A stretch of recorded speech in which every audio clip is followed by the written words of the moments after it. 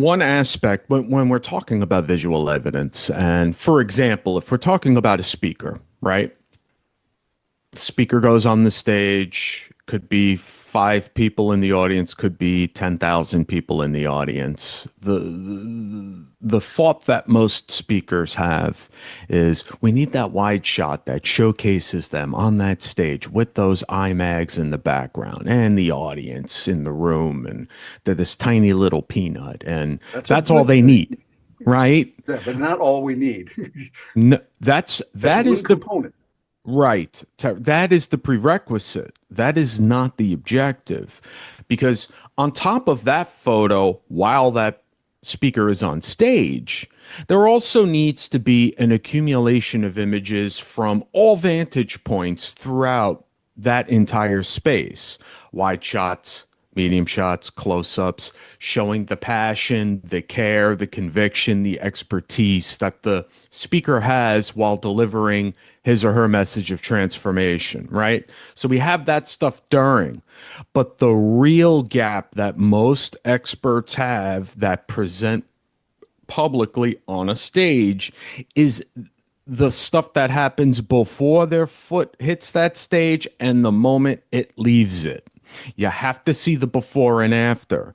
Showcase what it's like during the tech check, going over slides, rehearsing by yourself, working with the AV team, taking photos with the event producers. And then afterwards, if you have a book signing, showcase that. If there's a breakout, showcase that. If you're huddling with a bunch of participants who absolutely loved what you presented and they want to take pictures with you and talk with you, you need all of those photos as well.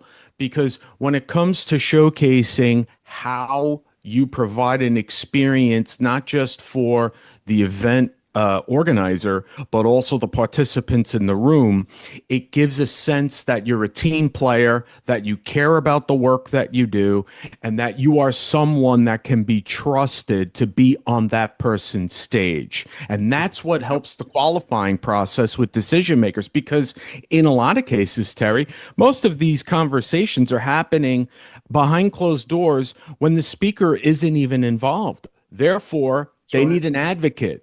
They need a marketing team that's working behind the scenes so that these people, when they're sourcing the right speaker for the event, that they can find you and you stand out from everybody else. Absolutely. I really like what you're saying about that. And for those watching this, think about it. It's not just the moment that you're on the stage. Yes, that is important. And yes, you do need that widescreen shot of you being there, that you're speaking to the audience, however large that is, whatever it is, and all that. But the before work, when they can see you're there consulting with the AV team, that says a lot to a professional meeting presenter, a person who is working there as a meeting professional. They know what is going on. They're planning for that, putting it together. And also afterwards, do you stick around enough to say hello, to shake hands, to get pictures with people? That's a big deal for many meeting professionals that I've worked with. They want to know that someone's going to be there and you're not just jump on the stage and then gone afterwards. So I think this is good. And really, that's a good part of the whole marketing team. John, I like the way you put that, that it's really about part of that team that's working with you.